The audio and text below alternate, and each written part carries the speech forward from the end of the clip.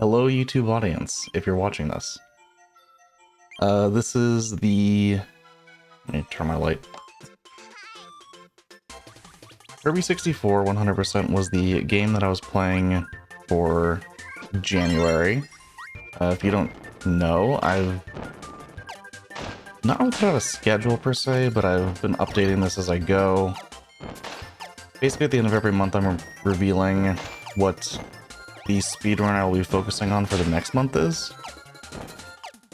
So this was January. Unfortunately, in January, I only had a couple weeks to really do this because of AGDQ and also moving again. But so this was from January 11th. I was not able to beat this at the end of the month after coming back from GDQ, but it's not terrible. I wish it was better. A lot of little mistakes. But sub 130 for Kirby 64 100% after basically like 2 weeks of actually playing the game. Doesn't feel terrible. I'll point stuff out as we go. I'm playing on WiiVC with a GameCube controller. With a GameCube controller on WiiVC, if you don't know, on N64, this game was only playable with the D-pad on the N64 controller, which I don't have one with me. I should have. But on WiiVC, you can play with an analog stick, and I find that a lot easier personally for doing like double taps for dashing. It also makes the mashing a little bit easier, but still, there's a lot of mashing. This game is... I guess when we have fire here, which you saw in 1.1 a little bit, the main idea is to continually use fire. Ideally, you don't lose altitude like I do, but I do not mash fast enough or time it properly. I will say that if you want to see higher level Kirby, Curtissimo is very good, and I watch him pretty often when he streams. But otherwise, yeah, this is it's a run. Sub 130 is like a good time, not like a fantastic time, but it is good. And this is 100%, so for 100% we're getting all of the crystal shards. Any percent isn't really very popular for this game, because what it amounts to is mostly just using fire to move forward the entire time. 100% actually requires using tons of abilities, especially ability combinations, which is the unique thing about Kirby 64. Otherwise, yeah, a lot of this is... This fight in particular is an auto-scroller, effectively. I will say that for beginner at trying to learn this game, I am not doing any RNG manipulation. There is an RNG manip for this game that makes some things more consistent, changes a little bit of the power-up routing, but everything you do effectively affects RNG. Enemy AI affects RNG. Crouching with Kirby affects RNG. Standing still with Kirby affects RNG. There's so many little details with that.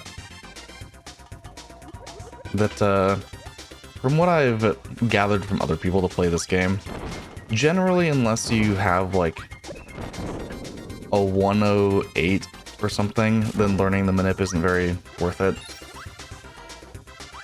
And obviously most people don't get that far. But yeah. I'll try and point out things as they come up, but this game it's very straightforward. If you're on the ground like this, you can just mash fire. You don't have to do air puffs with Kirby to reset. One small thing that I never really took advantage of, the distance your fire goes is actually based on your analog stick. So if you hold back while the fire is going, you won't go as far. If you hold neutral, you feel like in between holding back and holding forward. But that wasn't really something I ever learned. properly. So I'm basically just holding forward the entire time. A lot of these can probably be better if I were neutral in some spots. But yeah. This part up here is the first combination power-up. We're actually going to drop fire in order to get double cutter. To get one of the crystal shards in the next room. And then immediately abandon this power-up because this is the only reason to get it. This health from Adeline is optional. I just played very safe.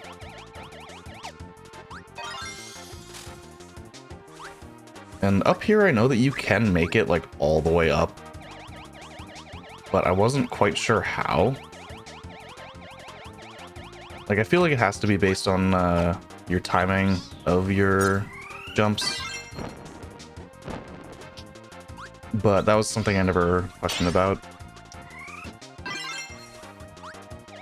Also, I will say that since it is already February when I'm recording this, my February game is Pokemon Coliseum 100 or Pokemon Coliseum any %. So if that is a speedrun you're interested in seeing, then, you know, follow on the stream, watch the stream, etc., etc. Love this camera. It's so bad. But yeah, that's I mean, this is Kirby. The boss fight here against there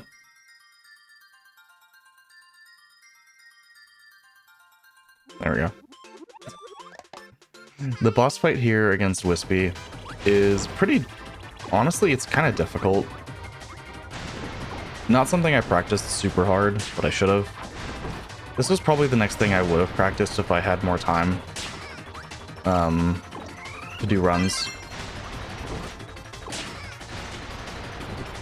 Because ideally you can... These Wispy Juniors should ideally already be dead. But then with Wispy's roots here, you can do this in 2 cycles. But it is very difficult to actually get multiple hits.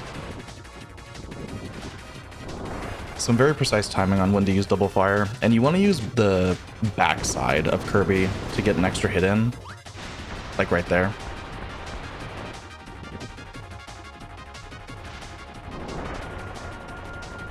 But otherwise this fight's pretty straightforward. A little bit of RNG.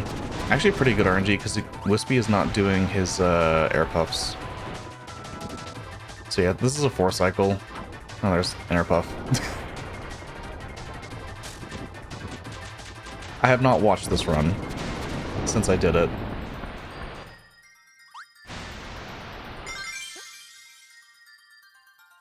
So yeah, it was off to a pretty bad start, but the time save is... Popstar is a very difficult place to do perfectly, and became like a very heavy reset point in further attempts. I will say that I do like this run, but the amount of mashing involved for single fire makes it really difficult to run for very long. So, while I do think it's a cool run in terms of routing and the actual like tech that you can do, the mashing makes it something that I can't put a ton of time into. And I don't really have any intentions of grinding this more. I could do it for fun occasionally, but it's not really something I'm planning about because of everything else that I'm trying to speedrun this year. Obviously, most of it not announced. We will be doing a couple community vote months, I will say. Because I think that was already on the schedule that I posted on Twitter and as a YouTube community post or whatever. There are 2 months that'll be community vote based, so if you want to vote in those, you will probably have to be in the Discord. That's where I will generally be posting stuff like that, as well as the weekly randomizer polls. So, yeah, more auto-scroller. This part's a little interesting because it's a combo power-up that you need to get. And this combo power-up is pretty, not far out of the way, but this is the fastest way to do it, but it does require backtracking. Also, you'll see Kirby just like fidgeting back and forth, which is done with the analog stick and D-pad at the same time.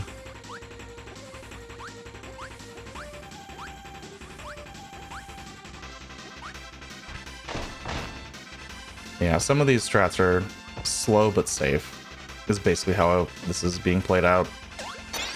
Little Sparkies are some of the worst enemies to have to combine with. But we won't be seeing the problem with them for a while. It's near the end of the run that Little Sparky becomes a big issue.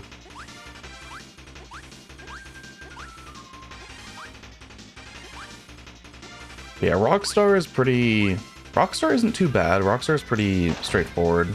You do get some cool things here, particularly in 2-3 and 2-4 a little bit.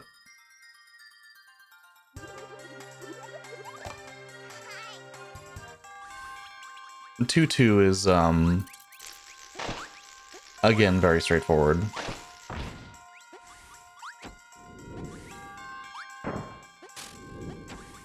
Yeah, and the last 3 pillars here you can just kind of run through.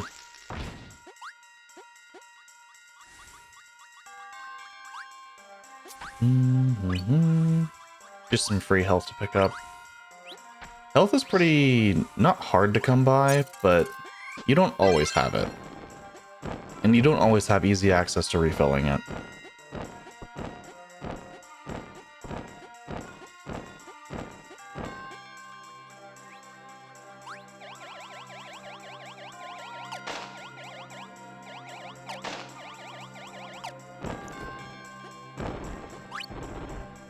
Although 2-2 has a good amount of health just to grab.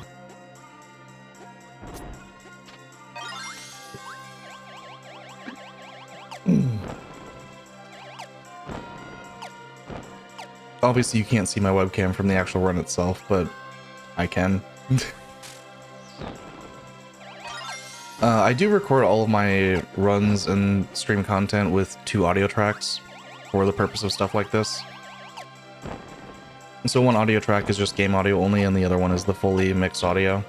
It makes doing post recordings for things like this exact video much more reasonable.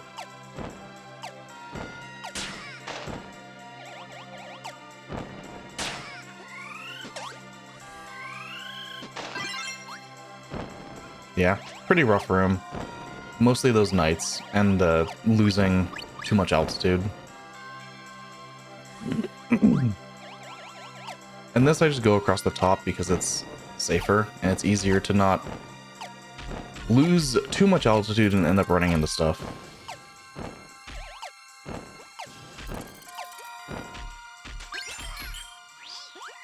And you do need ice here. We will need ice plus rock for 2-3, because it is the fastest way of moving through 2-3 while having rock. We need rock for the first crystal shard in that level. And curling stone, which is ice plus rock, is a very fast ability if you use it correctly. Nice upward hit there, and then I missed the jump anyway. I probably go for the maximum tomato on the picnic here.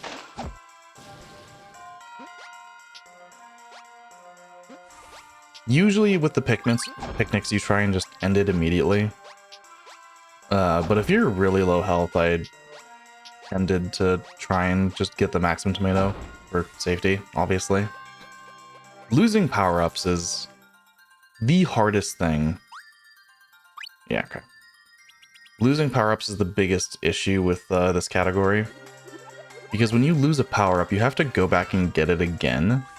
And usually the fast way to get power-ups is to leave whatever level you're in and go somewhere completely different. And then redo the entire level.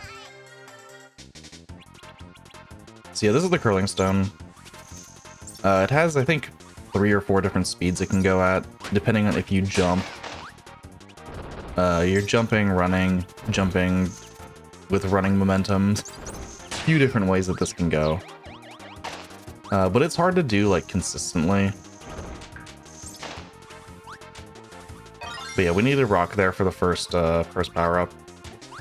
Or first shard.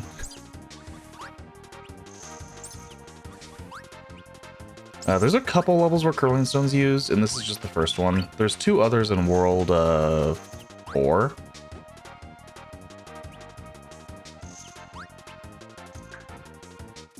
That optimally you're using curling stone for. This fight is so awkward with the slopes. You do need to go left there to get in the background here for this shard.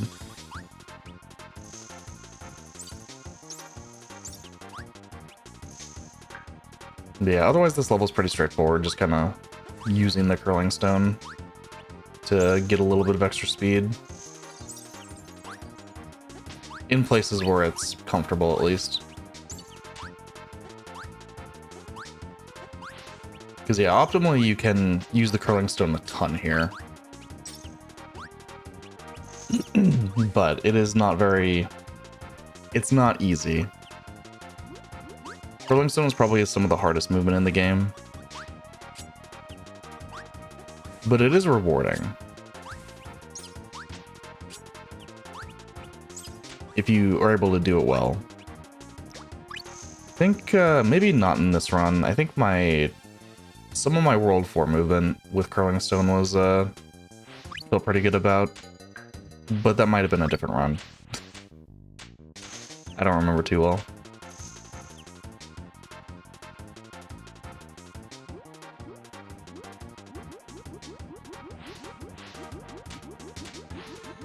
Yeah, because the run before this loses a ton of time, likely in World 4.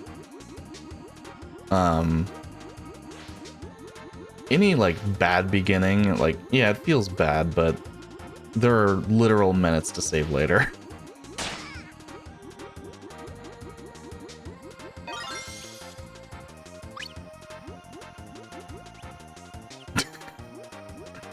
Trying to be fancy. There's really no reason to use curling stone there. Although that was still at the time, a gold 2-3. I've probably had a better one in the attempts that came after. This is the first major difference between the power-up routing for manip versus no manip. You do need a combination power here to be able to see in a dark room. But if you do RNG manip, then the pattern is always going to be the same. Versus having to react to the RNG pattern that we're going to be getting. Also, this little room is a bit of an auto-scroller skip. You don't have to wait for this platform. You can refresh your jumps by taking damage on these cannons on the side. Pretty easy, pretty straightforward. And saves a huge chunk of time. An absolutely massive chunk of time. This room also is super sketchy. You can make a cycle that doesn't have to wait, like, at all in here. But you do risk getting crushed if you're at all slow. And being crushed is instant death. On the way up here, we'll be getting a combination power-up between the bomb and those guys on the side. This is the light bulb power-up, which we need for this next room to be able to see. Because this pattern for this crystal shard is random. With RNG manip, it would always be the same, but again, that's very difficult to get down and learn. Also free health. Because we took all that damage from the climb. Did I get hit here? No. Okay, cool. So yeah, we want the double electric power for this mini boss fight. It just makes it go really fast.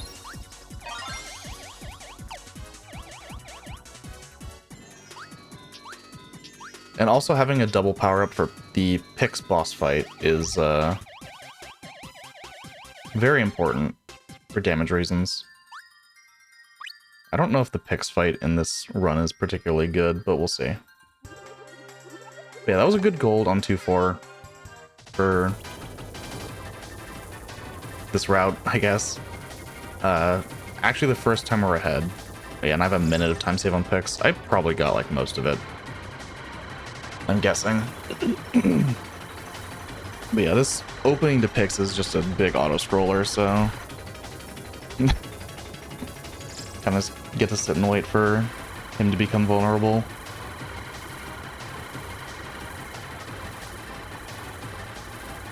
There are specific spots you can stand in to never get hit by any of these blades. I never learned how to do it for the third phase, but like for the first two, you don't have to move. Like, I thought it was around here, but that's not the case because I think green hits me. Yeah. So at that point, I just kind of like avoid them as a casual player would. It doesn't really like make a difference.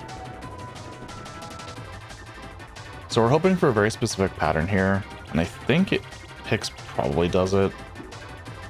Yeah, you want Pix to like go around like this. I did accidentally destroy some of these, so yeah, this is a 2-cycle. I have to wait an extra cycle for a green.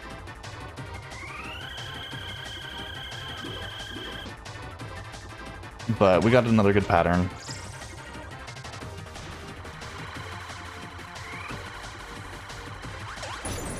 And that was a Pix fight. Not, like, terrible, but that's pretty bad. Definitely could have been better.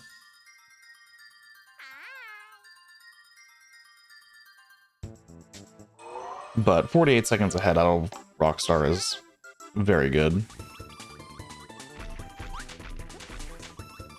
I haven't mentioned yet, but you kind of just saw it there. Kirby, in here. Kirby can headbutt things in this game. He doesn't take damage during it at all. He just kind of like stuns enemies. If you headbutt them while they're stunned, then you do destroy them. It's not very relevant, but it does get used quite a bit in mostly World 3, I think.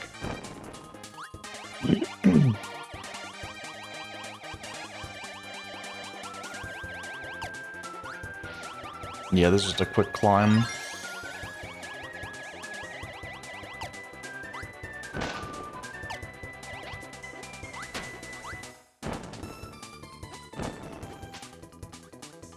And here we need another combo power up with the penguin. Penguin is ice. But we also get some free health. And we need to combine him with that bomb for the snowman power up. Yeah, you can also headbutt projectiles. I'm surprised I got it because I'm really bad at that one.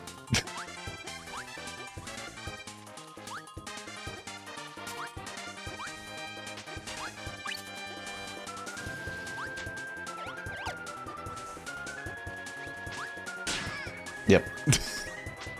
Not at all surprising to get hit there. But yeah, it's really convenient for this boss. Just like jump into it repeatedly. But we do actually need this power up specifically for the third crystal shard.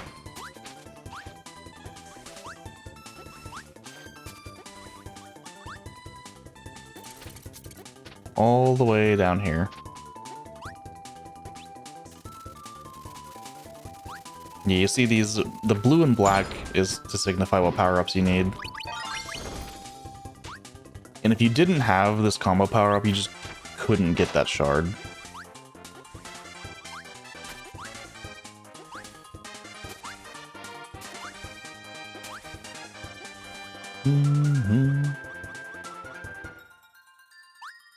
But yeah, going into 3-2. 3-2 isn't too bad. It's a pretty straightforward level. Ends with a very long auto-scroller. You will notice in a few spots where I don't necessarily swallow a power-up, because that animation is kind of slow. And if you don't have to swallow an enemy, you probably just shouldn't. But it does mean that if I get hit here, I risk losing this rock.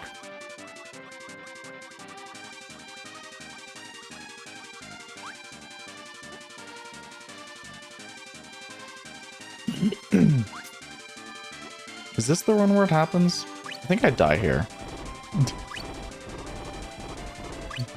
And you'll see why this is bad. Yep. Because you can't float while an enemy is inhaled. So when that happens, you actually have to go back and get rock again. So this is a pretty large time loss.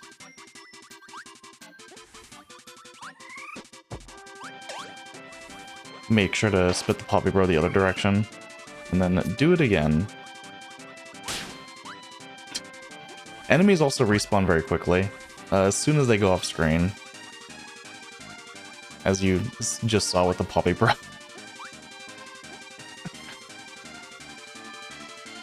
Yeah, this is like the first very easy time save to get if I were to be going for a PB over this. I'm not saying that I'll never do it, but it's not something in my immediate goals. Yeah, because you need rock plus fire there for a volcano power-up. For this room.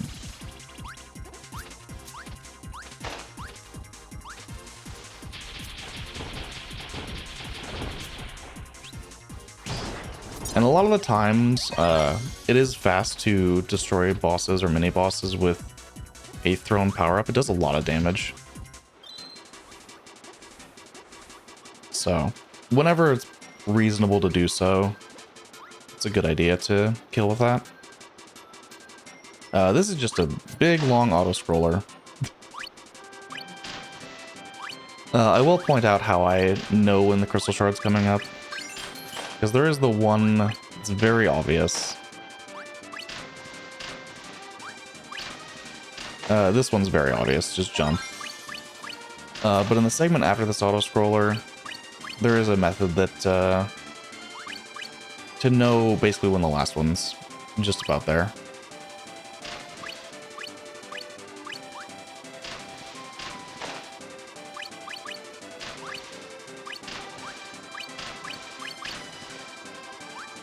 Yeah, otherwise not a lot to do with this segment. You do inhale this enemy here, because we will be spitting him out for when this invincibility runs out. There is one enemy just after the invincibility that will be using that crab to destroy. So that's 1, 2, 3 small waterfalls, and that's the crystal shard. I forgot it was coming up, but you notice when the first one shows up, basically. There's a long stretch of like no waterfalls and then 3 small ones in a row, and it's just in that third one. So here we're just kind of going along. We're trying to get up to the Galbo, that's what they're called, to get a fire power up.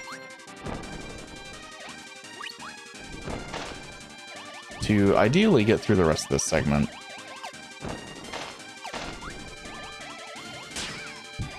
Without dying to the logs. These logs are really rough. Mostly in the next level. They're pretty They kind of just bully you. So yeah, that was a huge time loss. 47 seconds. But this level, there's a good chunk of time save here. This level is RNG. And by RNG, I mean you have a effectively 1 in 27 chance of getting the Rick transformation from the split icon. So we need Stone Cutter for the 3rd crystal shard in this level. And Stone Cutter has 5 different transformations, but they're completely random. It just so happens that unless you manipulate RNG explicitly to not get it in 27 attempts, then it can take up to 27 attempts to get this power up. So we're getting Cutter here. We're refreshing the enemy.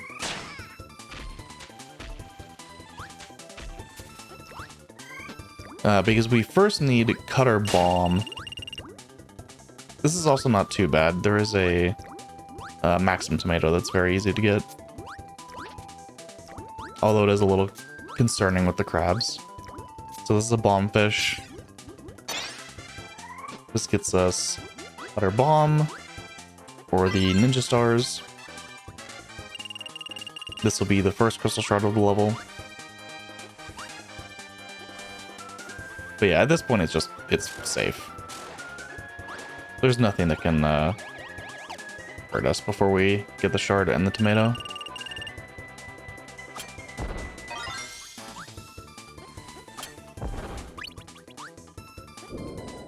And we are going to be dropping this power immediately, because we now need Stone Cutter. So there's our stone power up. Notably, on this next screen, DDD launches us to, there is no stone. We have to get this combination. If you miss this combo, you have to restart the entire level to get it again.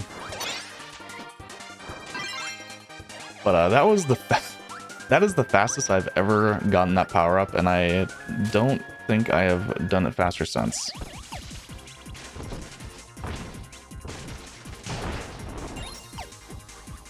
And reacting to be able to get that shard. So there's the 1 to get through the wall, and now you start counting, and it's 1 transform, 2 transforms, 3 transforms for Rick. 3 is definitely not bad. I've had a number of first try transforms, but 3 is not bad at all.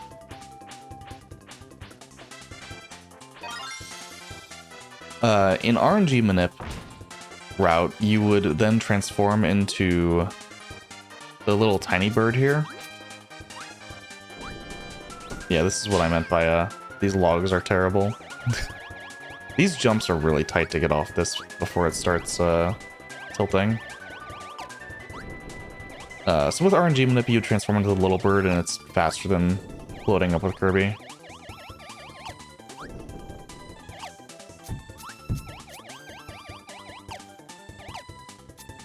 But otherwise, that's 3-3. The RNG of the run, basically. The biggest RNG. But yeah, you see that because of the RNG there, I almost caught up to the time loss from 3-2. Which is crazy. So we're gonna drop this power up and do something that I don't think a lot of people knew you could do. So we're going to inhale this fish, and then by pulling it out, we get to let go of the controller. And this is much faster than just swimming with Kirby. But I don't think a lot of people really knew about this. Sort of interesting to me.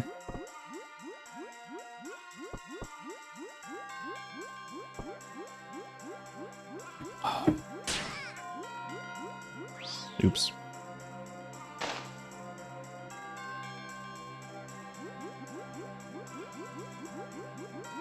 I should not be doing this right now, but this segment is so...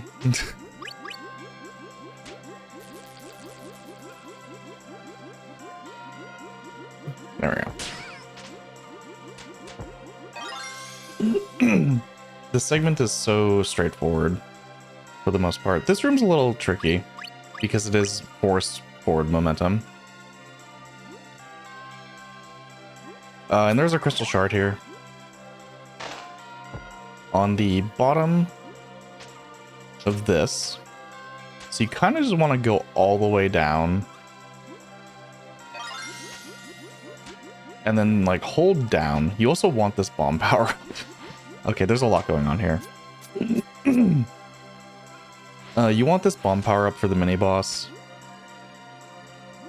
Because it is going to be significantly faster, and it also carries into the boss fight of World 3, Acro.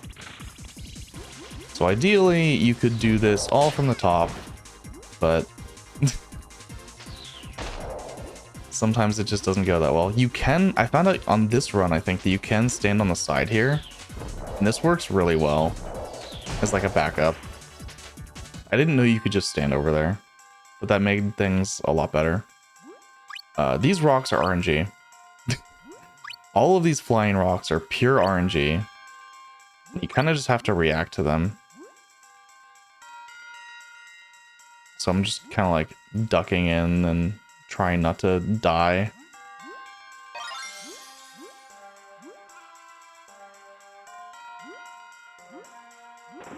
And I made it through with bomb.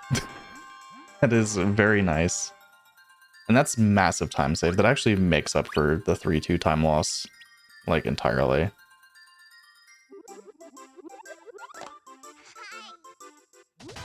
And since we already have bomb, we don't have to, like, leave and go get it somewhere else. We would actually use 2-4, because there's a rocket at the very start of the pyramid level, just to pick up bomb. And bomb makes acro so easy.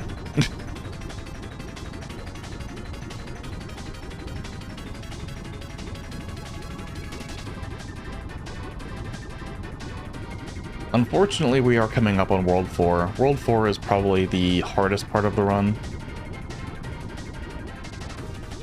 For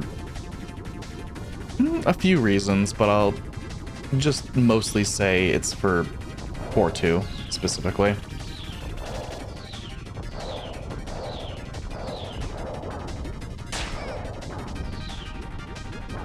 So yeah, just throwing bombs down on Acro. Hopefully he gets hit by enough of them.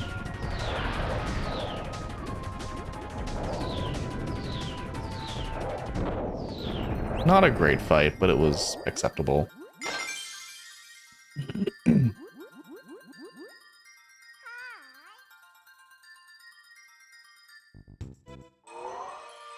Four 1 is a pretty straightforward level in terms of like how it works.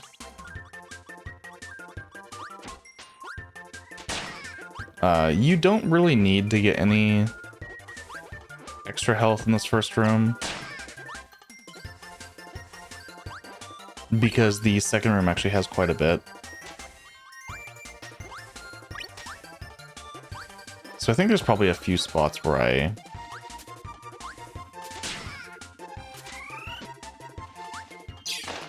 may have gone for health that I didn't really need to get.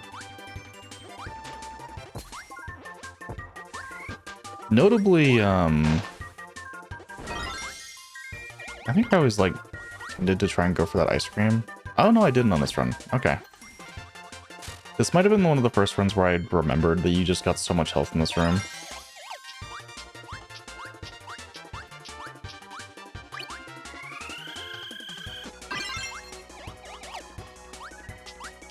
Yeah, because there is health on every one of these platforms. So I apparently need it.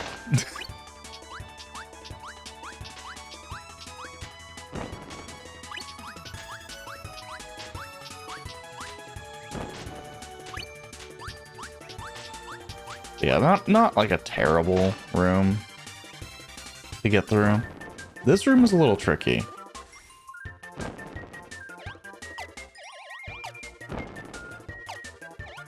So I've learned since that there is better movement that doesn't require you to go so close to the death plane.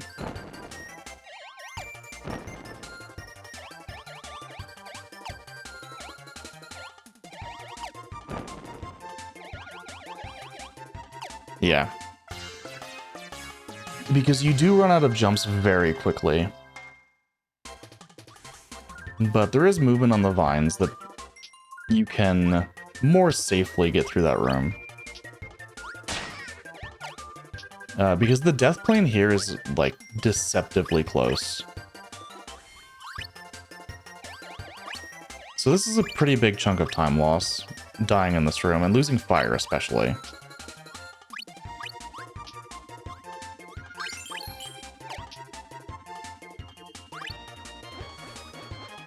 Mostly because of this.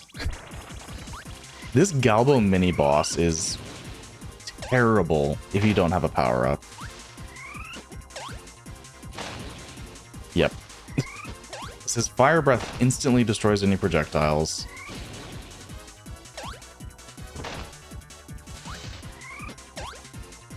Yep. And it kind of just turns into a waiting game of waiting for him not to be using fire.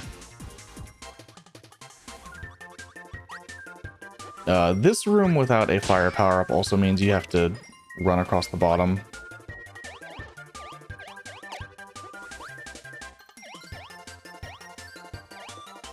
With fire, you'd get to kind of just cruise along the top all the way to the crystal shard.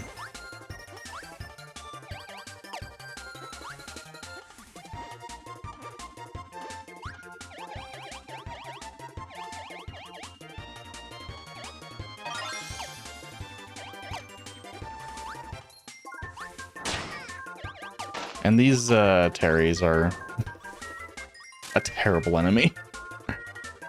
This room is faster with fire, but because you're using invincibility anyway, it's not as big of a deal. Most of the time loss comes from those other rooms where fire is effectively mandatory.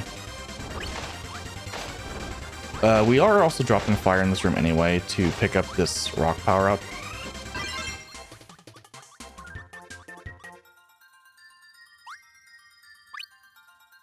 And I do want full health going into 4-2. 4-2 is a terrifying level. Because we need what is called the dynamite power-up. And this is the fastest way to get a bomb power-up to combine with. And as you can see on the splits, there is over 4 minutes of time save here. So this is kind of why all of those other big time losses weren't like super important, was because of this level. A death on this level is, a single death on this level is that 4-minute time loss. So, it starts off with this very long auto-scroller. And you are required to carry the dynamite all the way to the end of the level to get the second? No, the third crystal shard. That was the second one on the train tracks. The third crystal shard is behind a wall that can only be destroyed by dynamite. And it is at the very end of this level. And this auto-scroller is... I mean, it's, you know, a minute long. A minute long intro to this level. Followed by 3 rooms where it is very easy to take damage.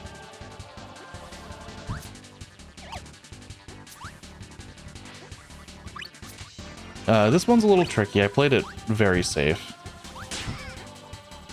Still got hit there, but overall very safe.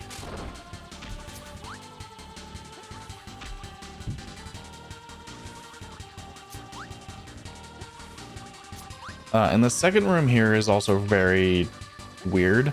There's a lot of slopes and water pushing you in directions. So a lot of like little jumps. And enemies do fall from the ceiling. You can headbutt them if you're spaced correctly. Right there. That is the safe way of dealing with them. If you're not moving through the room quite as fast.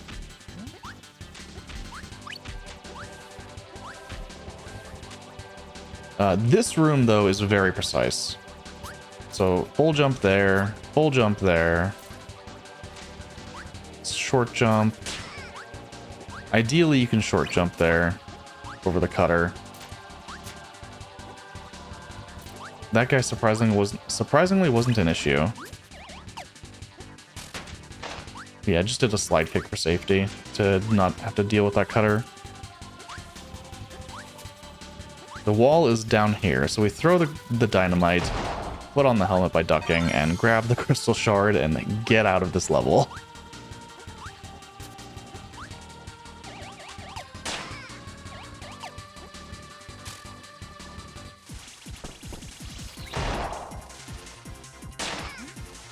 And this mini boss is also purely random, so you kind of just have to throw the dynamite at the enemies and try not to die.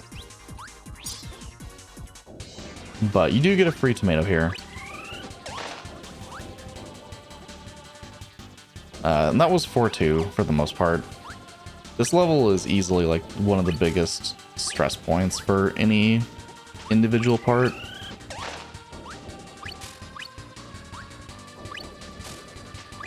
This last segment's not like great. Missed some cycles, but getting through this level is all that like I really care about, or cared about generally.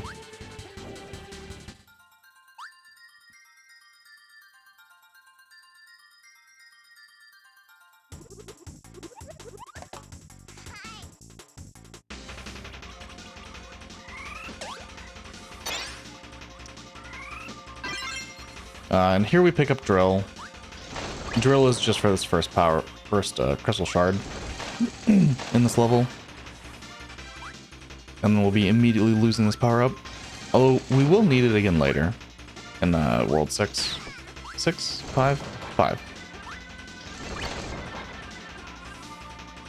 A lot of this is just trying to play like somewhat safe health-wise and failing.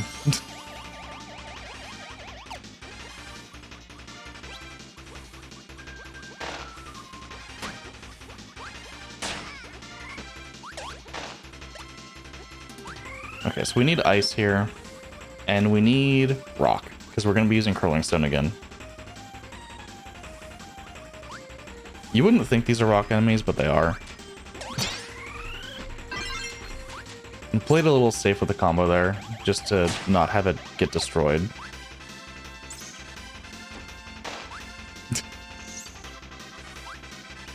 Yeah, and curling stone movement is, again, something I was never very comfortable with. Especially at low health.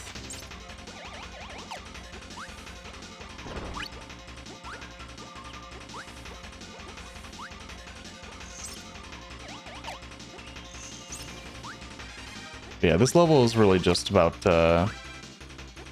getting curling stone through.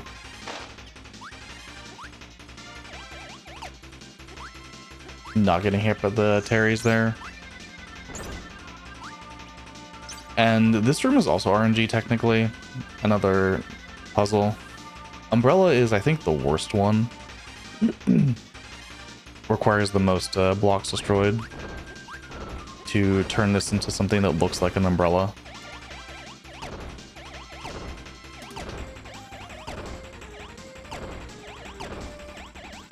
Your other options are Top Hat and Pizza, and those are both... Top Hat especially is very quick.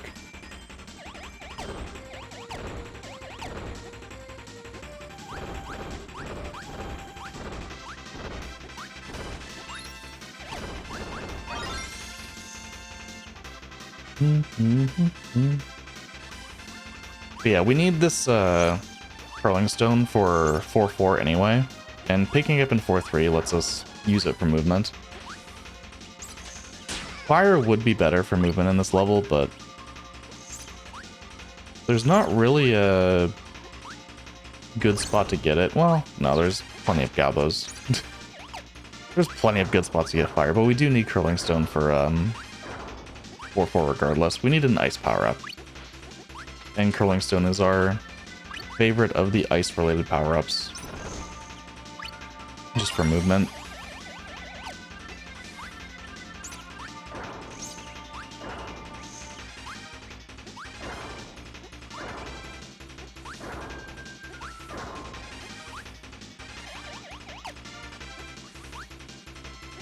Very natural rock formation.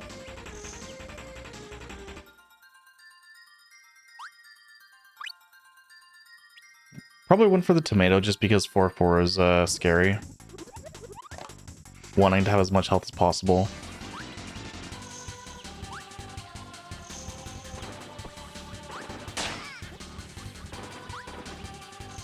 These falling rocks I'm pretty sure are just pure RNG.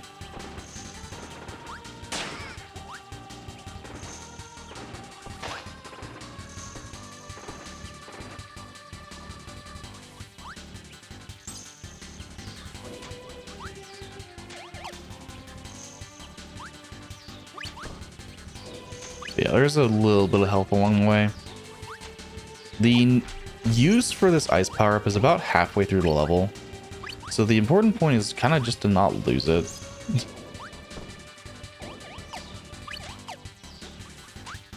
Kirby dropping power-ups, especially in here when there's lava everywhere. Obviously there's no ice enemies in this level to get it back. And you have to do this DDD segment.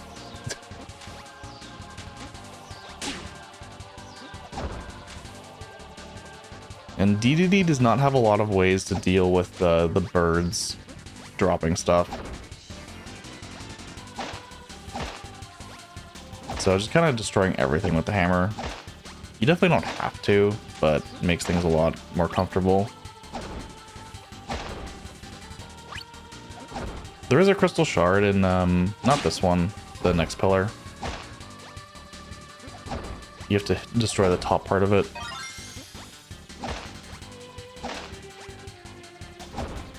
Overall, this didn't lose, like, a ton of time. Getting double hit by the Galvo.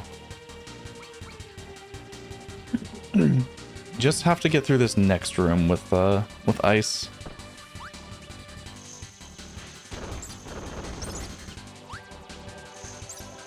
Which is unfortunately not, like, free.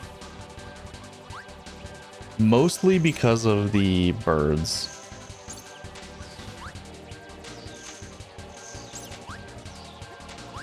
That are just a constant threat.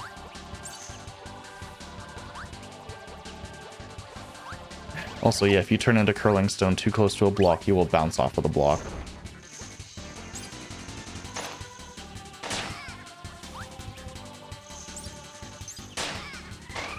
Almost dangerous.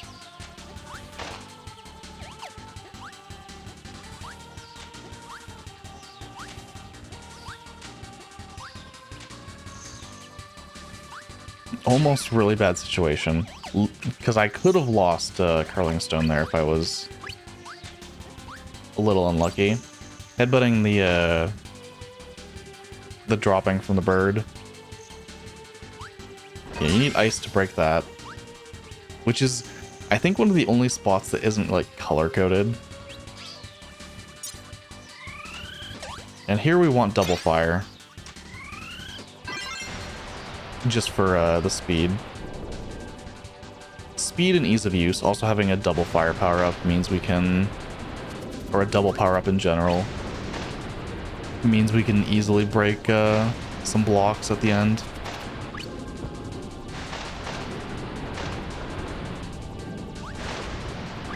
I think I was trying to space these to get, like, as much of the health as possible.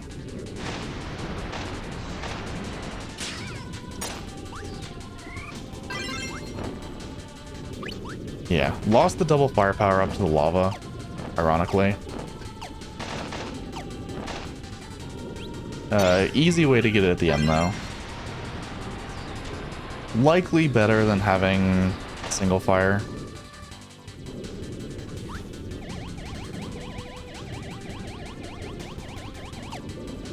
I'm grabbing this cake, I guess, for some extra health. Entering platforms from below into an enemy also destroys them.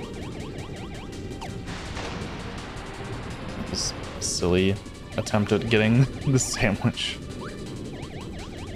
Single fire probably would have worked there, but not double. So yeah, a single fire power-up would only destroy like one of those blocks. And then we want this cutter. Because we're going to be using Cutter for Magman. Specifically a combo power-up.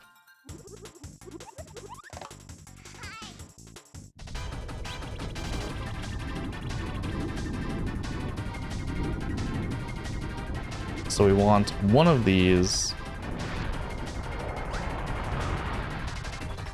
Should have used the one on the right of that first platform. Yeah. But yeah, this fire sword is very good at dealing with Magman. Just for being a constant hitbox.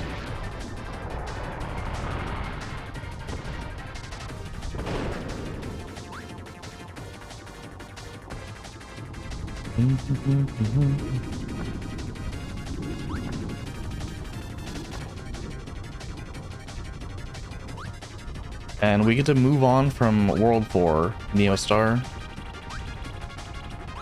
And I said this a little bit earlier, but Neostar is easily like the hardest part.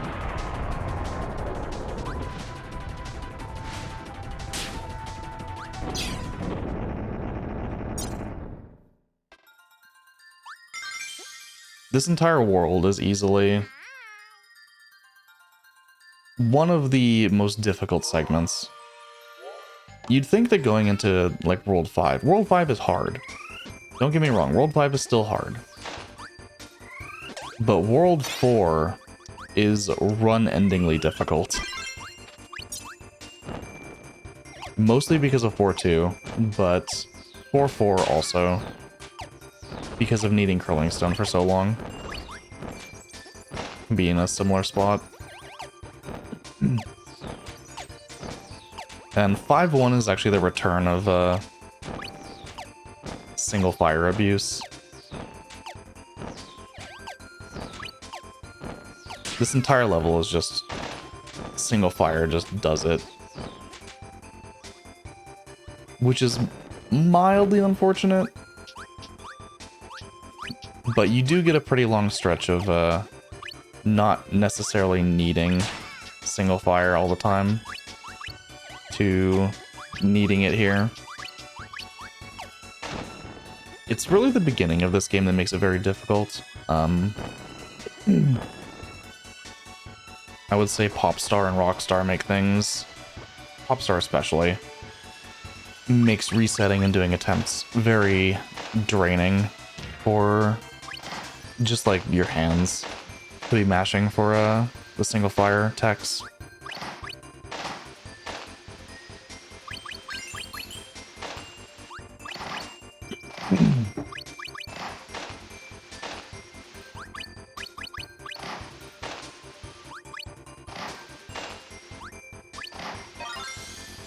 And you do need fire for this second crystal shard anyway. So having single fire is ideal. Having double fire, it actually becomes very easy to miss this shard. And I learned that at some point. So the shard will spawn up there after defeating this boss. If you have double fire, which you may think is better for fighting the boss, which for fighting the boss itself it kind of is, but you will fire through that door immediately if you're not careful, where single fire will always fall short.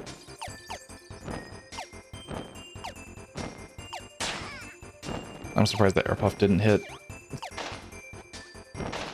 This was just a question of like I wasn't sure where I was on the ice. Because our final crystal shard is down here under the last piece of the ice lake.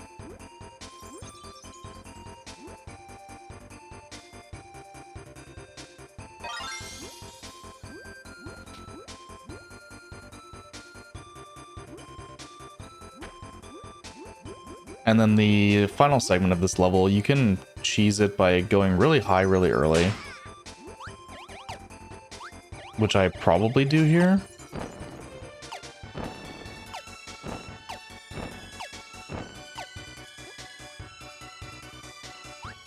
Yeah, just like floating to the top of the screen basically and just trying to mash fire.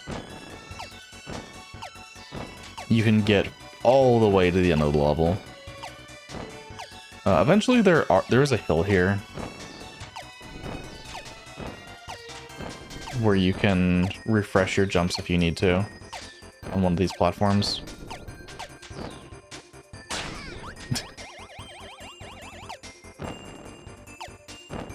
Yeah, that is the highest point, so they do kind of like get up to the top of the screen, but not really.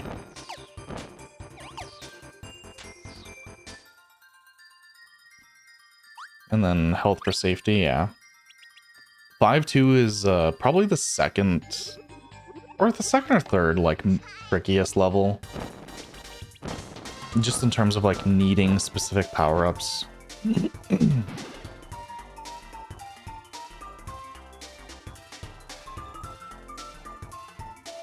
So for this first stretch, we actually can use fire quite a bit.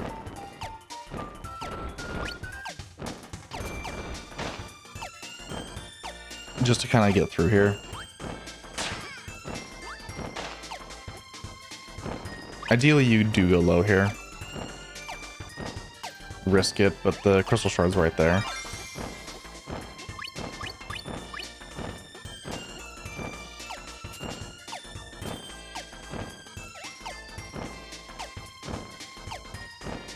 The main issue with this level is that there is a power-up you need in the final area. You do get it at the end, which makes things a little bit better. And I do think I have to retry on this one.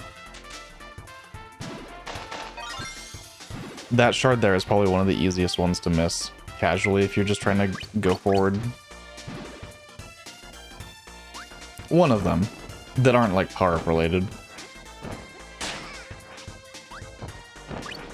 Yeah, getting hit by that Poppy Bro was just a matter of like, oh, I'm gonna take that. And this was just, I don't need this anymore.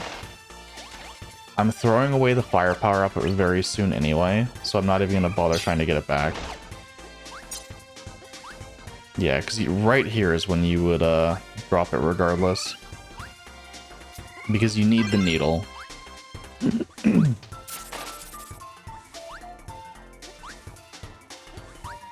The hard part about this is we're going to be combining needle with one of the enemies I mentioned very early in the game. A Mr. Sparky. Which I think I mentioned in like 2-1 as a pretty tricky enemy to deal with for combinations.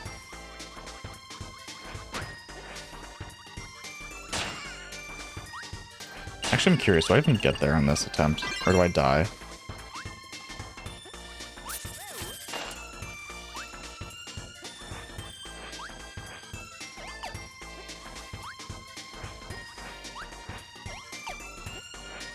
Yep, okay. So I do die there. Just to, like, forgetting. And going back to get the needle isn't terrible. Obviously, you'd rather not, but it is only right here.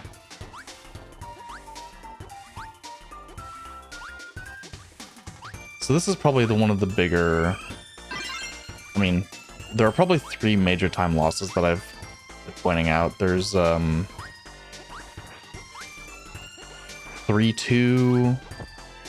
There was one other one, but then there's also this. I think it was like 3-2 and 3-4. Something like that.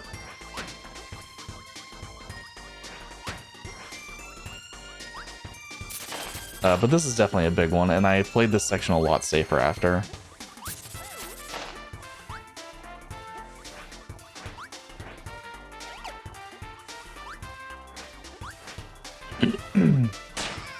Still got hit there, but it didn't really matter. And there's the aforementioned Mr. Sparky. So you have to wait for that electricity to go away. Or he will destroy the power-up when you try and combine. And then these guys, I just have no tolerance. Just get rid of them. You need this power-up for this mini-boss in order to get the crystal shard after. Just to destroy that little box.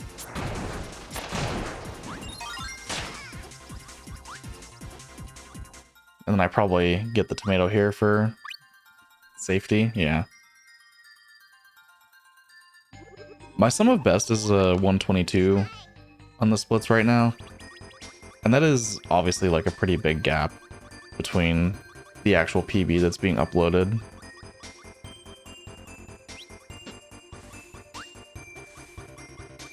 But this game is a lot harder than it looks. Admittedly, I did do Kirby for January because it was a short game. It wouldn't take a ton of time to at least be able to like finish runs. But even I admit that I didn't expect it to be as hard as it is. I'm pretty content with the sub 130. Even if I would have liked to get a little bit lower. It just wasn't happening with the time constraints I had. And I assume that'll be the case for a lot of runs that I'm doing throughout the year. Where I would like to get lower than I end up getting in some spots, surely.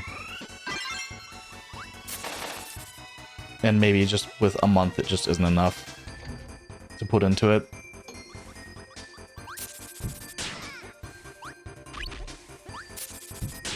Yeah, taking the damage there is intentional.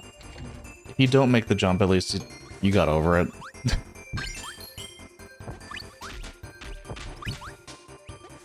We have another Adeline puzzle coming up here also after this boss fight. For watching Curtis, I know that if you're doing Manip, this mini boss fight is a nightmare for RNG because of those little blobs. So it's a lemon, peach, or acorn. I think it's a peach. Cherry. Nope, acorn.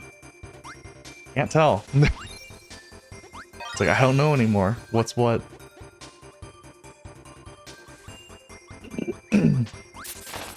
Yeah, Adeline there is a pretty, in my opinion, terrible artist.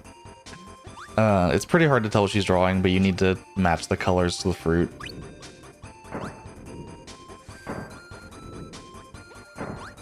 And then this one I actually, yeah. I played that really safe. You can do that when you're on the way in, but if a bookcase falls on you, you have to redo the entire section. For like multiple rooms.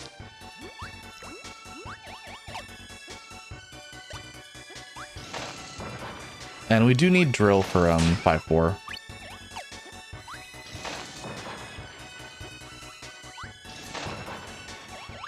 I'm just trying to pick up some health.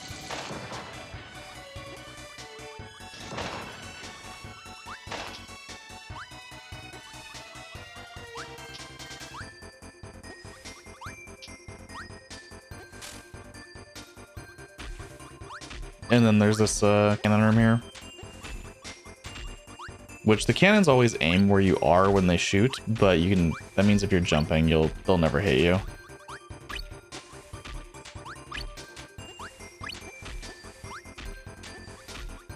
They don't try and predict where you're gonna go, they don't shoot randomly.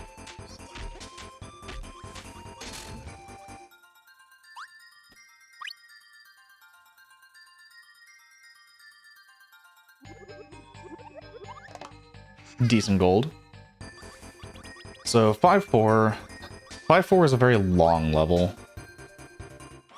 Admittedly. Factory music is a banger though. You want to shoot the drill down here after falling to destroy one platform, and then we want single fire, because when do we not want single fire if we can get it?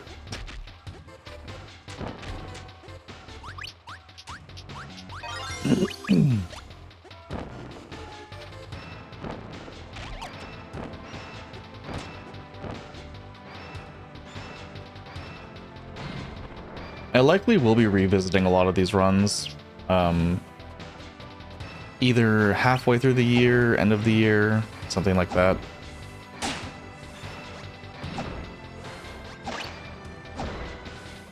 Not necessarily for like to grind for a PB, but as like a we made it through the year, we learned all this stuff kind of thing. I think that'd be a cool way to do it, but I haven't really planned that far ahead. Other than like selection of games that I'm doing this for. This was also my favorite Kirby game. This is a Kirby game that I grew up with, so like I had watched runs. I kind of knew what I was getting into for 100%. So it wasn't like I was going in totally blind. And that's obviously going to be the case for every game that I play. It's not going to be... None of these games that I'm going to be speedrunning are things that I'm going to be doing blind. There'll be games that I've played before, games that I like at least know reasonably well. We need Cutter here, because we're going to be doing a combo. You can duck under that Gordo. Obviously, if you're... You cannot duck under that Bronto Burt, though. And we're going to throw it up here through the cake into an enemy up there. That gives us electric swords in order to get this crystal shard from the cage. This is also a power-up that we use extensively in World 6.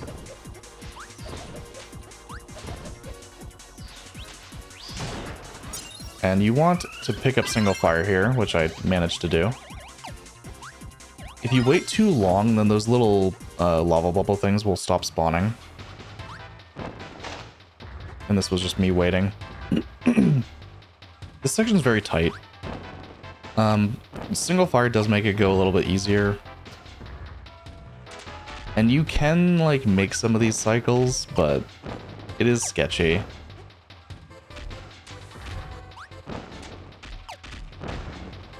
Like that one in particular, and this one as well.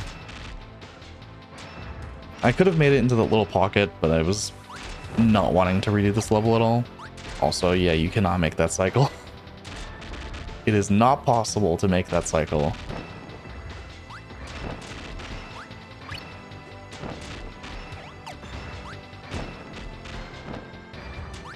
And that was a little ballsy play at the end there. Just to try and be like, I don't want to wait for this. And I think I can make it. But yeah, fire makes this segment a lot easier to get through. Also just forgetting which floor I'm on. Casually. Because that crystal shard there is, you will die if you are not fast enough getting that. Fire also lets you make that, which is crazy. Otherwise, you have to wait quite a bit for the squishers to move away. Crushers. Those are really good gold. Comparatively. So we got electric for HRH here. Because it's just a really big hitbox that he's able to get hit by fairly easily. This fight is also pretty RNG in terms of what attacks he does. You want him to swing his arms, and he's not doing that. He's in fact doing everything that's not swinging his arms. But there's the arm swing. Ideally, you can get like 3 or 4 hits per cycle. That he does the double grab. 1 hit here, even if you trade, is fine. Really bad for cycle patterns, though. Unfortunately.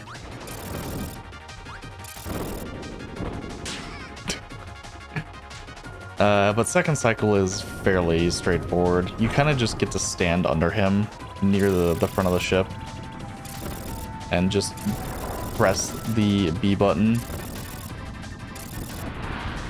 At half health he does this and just kind of lands again. Not really a big deal. And just repeat.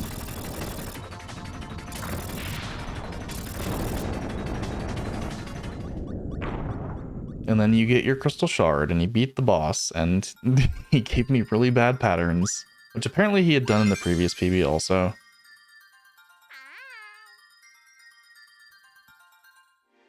Even if not like quite as bad. 6-1 here is basically a rehash of 1-1. So we're gonna get rid of the electricity because we don't need it. And pick up fire actually very temporarily.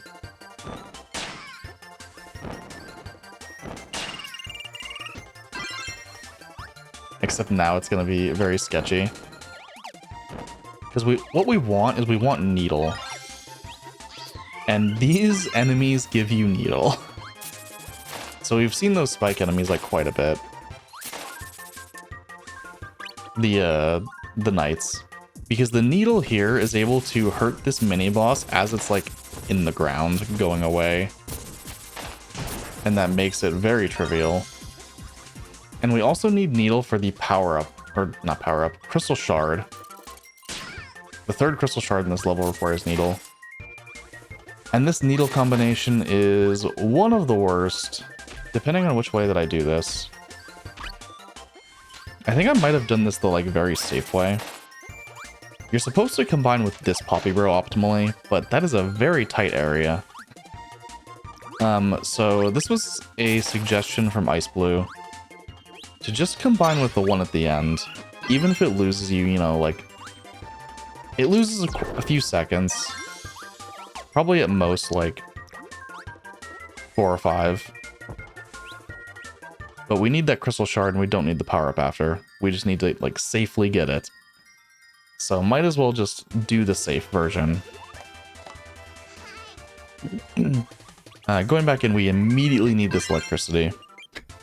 And that is the fastest way to get electricity in the entire game. And it's not until World 6. If you need electricity before that, good luck. But 6-2 is chill. 6-2 is really easy. There's not anything going on in this level. We're going to be combining here with a fish coming up.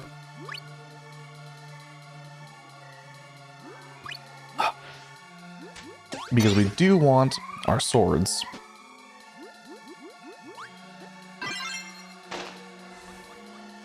But then you just kind of get to swing through the level.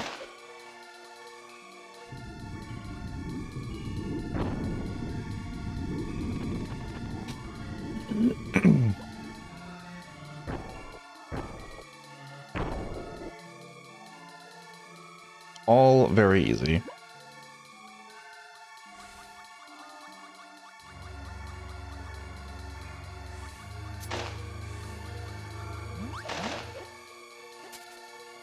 As we make our way to the second and third crystal shard. The fact that 6-2 and 6-3 are as chill as they are, like as easy and chill as they are, makes things kind of relaxing before, it gives you a bit of a break, in a sense, before Miracle Matter and 0-2. And I feel like the break is pretty necessary after World 4 and 5. So we take the invincibility, we go straight down to the shard. All of these other things require different power-ups, but obviously the shard is the only one that matters.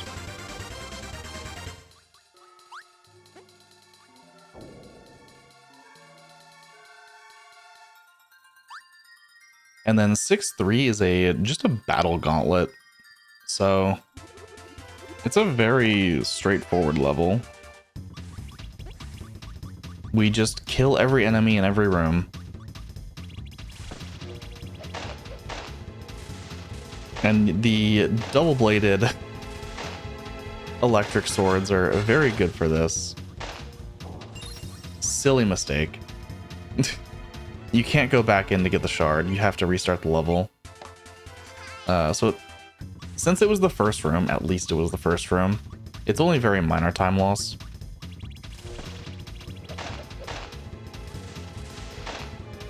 But it does add up with everything else. But 3.5 minutes ahead at 6.2 is pretty comfortable pace. Especially for the sub 130 goal.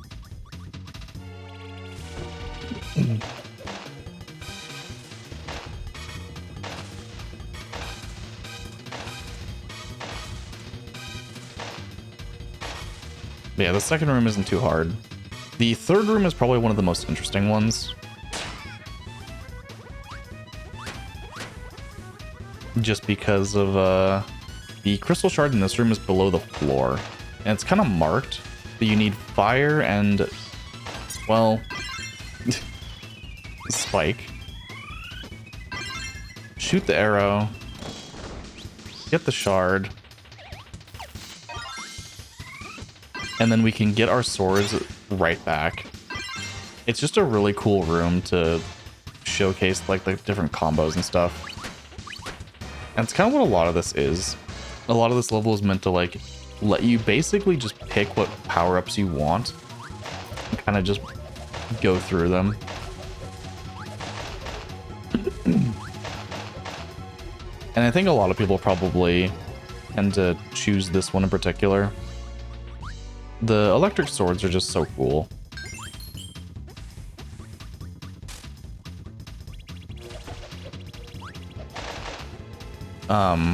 Optimally, because we're going to be going into Miracle Matter soon. Miracle Matter has one transformation for every different element in the game. So that means electric, cutter, fire, bomb. So ideally, it starts on cutter or electric, because it can only be hurt by the power-up that is currently transformed into. And we currently have an electric cutter combination.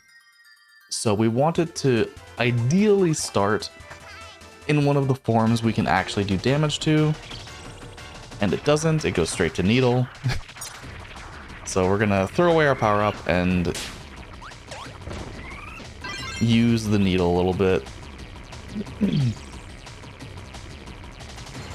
Rock needle is the drill, which is definitely a good one. Took some damage there, but got pretty lucky with the transforms. Have to wait because of just don't want to take damage. It's pretty easy to one-cycle this cutter form though, just by inhaling its tail. It's definitely the easiest one to get down. The rock is probably only like 1 or 2 hits away.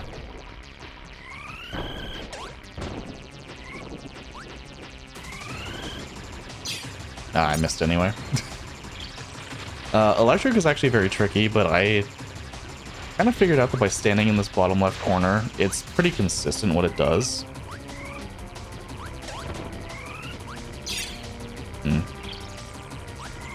Ice, on the other hand, I'm surprised that I went with double ice. Single ice makes that pretty easy. Double ice is a little tricky to use. But if you don't get lucky and accidentally hail 2 ices, then might as well. Yeah, electric has a lot of health. Fire isn't too bad. Fire is actually pretty straightforward. As long as you can get hits in. Which didn't happen.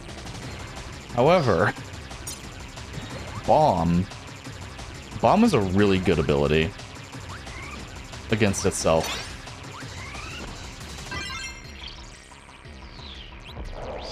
If you're able to actually get single bomb. Rock is finally out of the way. Electric is definitely just 1 hit away. Fire and bomb are the 2 left. So, as I kind of alluded to, you can combine power-ups and it's really good. Although I didn't do it. I thought I might have gotten fireworks here. Unfortunate.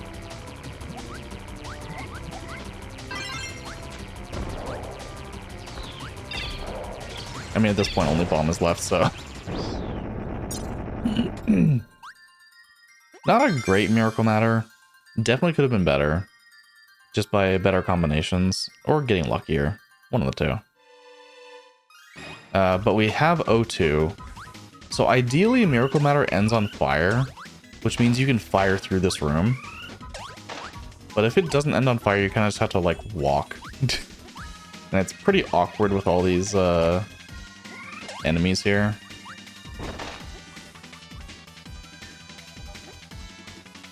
And safety health.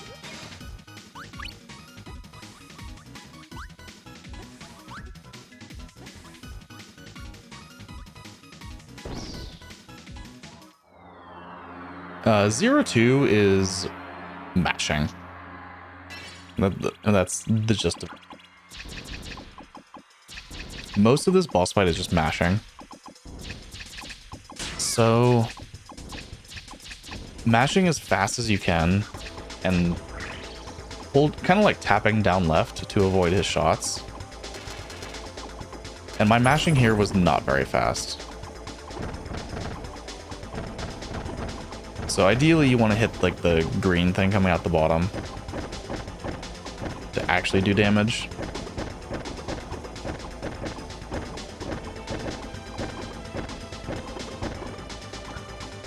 You can 2-cycle this boss if you mash fast enough. I think this might be a 3-cycle. I don't think I've ever actually 2-cycled 0-2. Just the speed of mashing for this fight is, it's a lot to keep up with.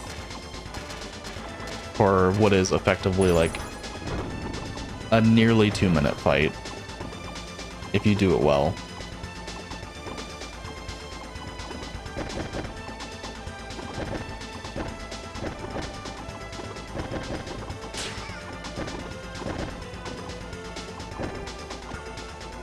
Yeah, this is probably a 3-cycle based on what I have for damage right now.